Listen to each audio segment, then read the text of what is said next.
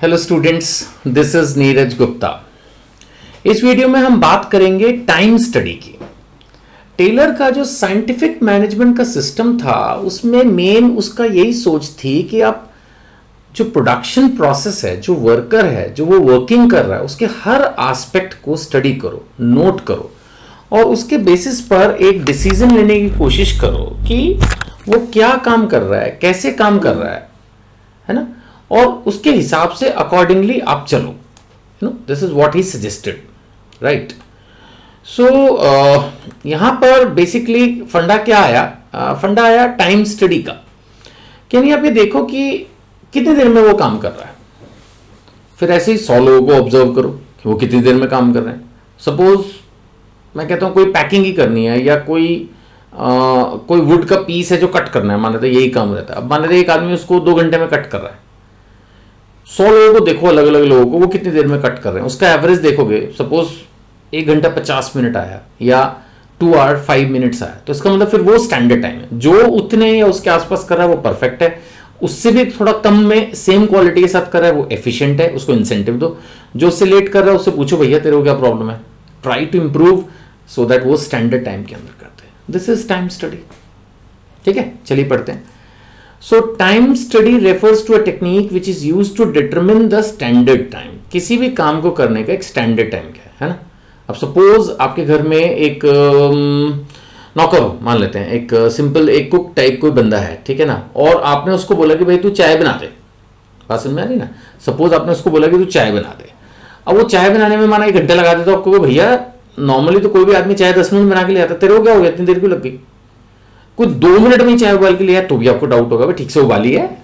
तो कहीं ना कुछ चीजों के मामले में हमारे दिमाग में एक स्टैंडर्ड टाइम होता है कि हाँ इतनी देर में ये काम होना चाहिए।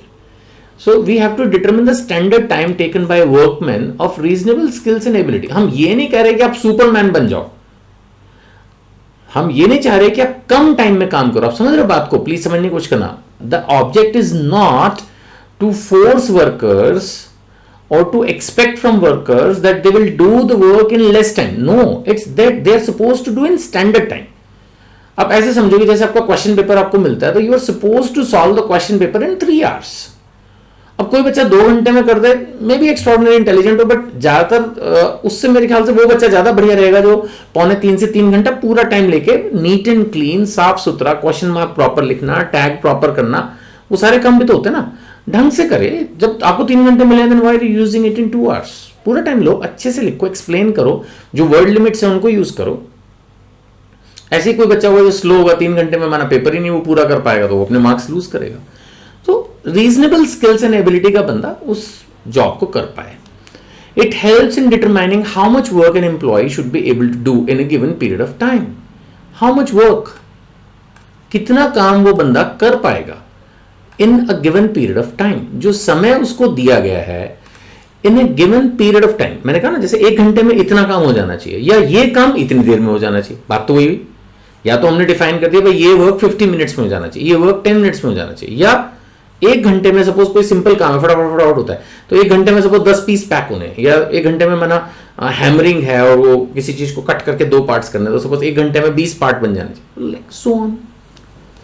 So how much work an employee should be able to do in a given period of time, that is a time study, है ना। इसमें series of elements हम decide कर सकते हैं, time taken to perform each element of work, है ना। अब हमने जॉब को डिवाइड कर देना है in a series of elements। अब series of elements क्या होता है? जैसे कोई भी एक प्रोसेस है, वर्क प्रोसेस, है ना। सपोज पहले रॉ मटेरियल आएगा, फिर वो वाटर से क्लीन होगा, फिर उसको हम एक मशीन में ड्राई करेंगे, फिर सपोज हम उसको कूटेंगे, है ना, ब्रेक करेंगे मान लेते हैं, है ना, या कट कर देंगे into pieces, then will boil it and then will add some chemicals, then may be again will heat up something that can be 1 process, 2 process, 3 process, 4 process. What we are trying to do is that we are converting a job into a series of elements and defining कि each element को कितना time लगना चाहिए। जैसे मैंने कहा अभी तो हिसाब से सपोज वाटर मिक्सिंग में 5 मिनट लगनी चाहिए, मान लेते हैं हीटिंग में 10 मिनट्स लगनी चाहिए, फिर एक मशीन में उसको ड्राई करना है सपोज में 15 मिनट्स लगनी चाहिए, कट करना है सपोज अगेन 10 मिनट्स लगनी चाहिए एंड सो ऑन। सो फिर हम उसको मेजर करेंगे स्टॉप वॉच से कितना टाइम लग रहा है एक स्टैंडर्ड वर्कर को करने में। This is how we determine this objectives की अगर हम बात करें तो इससे हमें ये पता चलेगा ना हमारे को कितना काम करवाना है और हमें कितने वर्कर्स की जरूरत है। सपोज एक काम को करने में 2 घंटे लगते हैं और ऐसे 10 वर्क हमें रोज करने हैं। एक काम को करने में 2 घंटे लगे और हमें ऐसे 10 वर्क यानी 10 जॉब्स हमें डेली करनी है, तो 20 आवर्स का काम हो गया। तो इसका मतलब हमें मिनिमम 3 वर्कर रखने पड़ेंगे। एक वर्कर 8 घंटे काम करता है, उसमें भी 1 घंटा लंच वंच में निकल गया, 7 घंटा, 20 घंटे का करीब काम है, तो 3 लोग हमें इसमें रखने पड़ेंगे। ऐसे हुआ ना। So to determine the number of workers to be employed and to frame suitable incentives. वही इंसेंटिव स्कीम के लिए तो चाहिए ना। अब आपने एक स्टैंडर्ड टाइम सेट कर दिया, अगर कोई आदमी सेम परफेक्ट क्वालिटी कम टाइम में दे रहा है तो उसको इंसेंटिव बनता है, और देखा जाए तो जो ज्यादा टाइम दे रहा है उसको थोड़ा पेनलाइजेशन या कुछ तो बनेगा ही।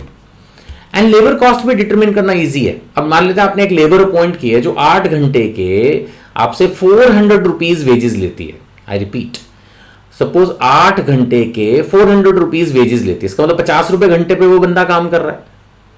अब आपने सपोज कोई जॉब पकड़ी, कुछ भी मान लेते हैं, कोई मॉडल बनाना था, कोई पेंटिंग करनी थी, कुछ भी काम था, सपोज वो 3 घंटे का काम था, तो इसका मतलब लेबर कॉस्ट कितनी है उसमें? 150 रुपए, 150, क्योंकि 50 रुपीज पर आवर लेबर की सैलरी कॉस्ट आ रही है और 3 घंटे का काम है, तो 150 रुपए आपकी कॉस्टिंग है।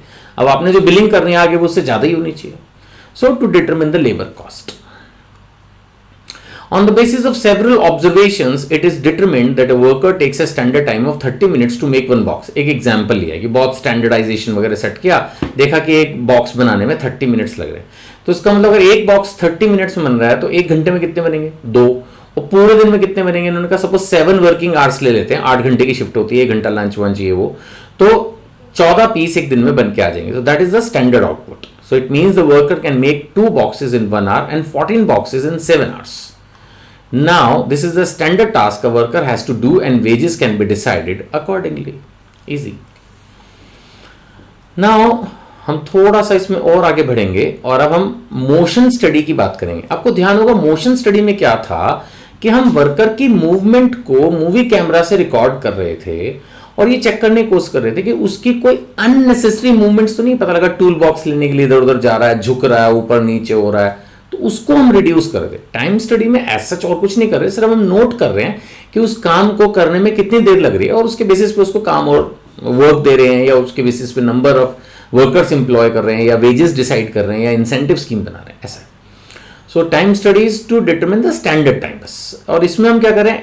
Eliminate the unnecessary movements. ये मेन डिफरेंस है मोशन स्टडी में, है ना। इसमें हम कोई does not develop new method, हम कुछ इसमें कुछ हम कर ही नहीं रहे, इसमें बस जो हो रहा है उसको देख रहे हैं ढंग से, जबकि इसमें हम न्यू मेथड्स निकालते हैं ना। उसमें ध्यान होगा कि हमने एक एग्जांपल लिया था जब ये हमने मोशन स्टडी पढ़ा था कि वो लेयरिंग ऑफ ब्रिक्स के अंदर उसने कुछ स्टाइल चेंज किया था जिससे वो मूवमेंट उसके 18 से 5 रह गई थी और आउटपुट 4 टाइम्स हो गई थी। तो इस तरह की चीजें, एक नया काम करने का तरीका, मे बी इतना ही हो कि सपोज वो टूल्स उसके नजदीक लाके रख दिए या उसको झुक के नीचे से कोई चीज उठानी थी तो उसके बराबर में एक शेल्फ बना के उस पर रख दिया। छोटी छोटी वर्किंग को भी मोशन स्टडी में देखा गया था। टाइम स्टडी में तो बेसिकली यही देखना है कि बस किसी भी काम को करने में स्टैंडर्ड टाइम कितना लग रहा है। And it is conducted with the help of stop watch. इसमें तो वो तो ना टाइम नोट करना है, तो स्टॉप वॉच, अब समझते हैं ना स्टॉप वॉच, हाँ 1 मिनट 30 सेकंड, इतना एग्जैक्ट तक कैलकुलेशन की जा सकती है, जबकि इसमें हम मूवी कैमरा को यूज कर रहे थे। ठीक है ना। So I think it is easy time study, and कोई डाउट हो तो ये सब डिटेल्स, वेबसाइट, फोन नंबर्स आपके पास हैं, you can talk to me. Thank you.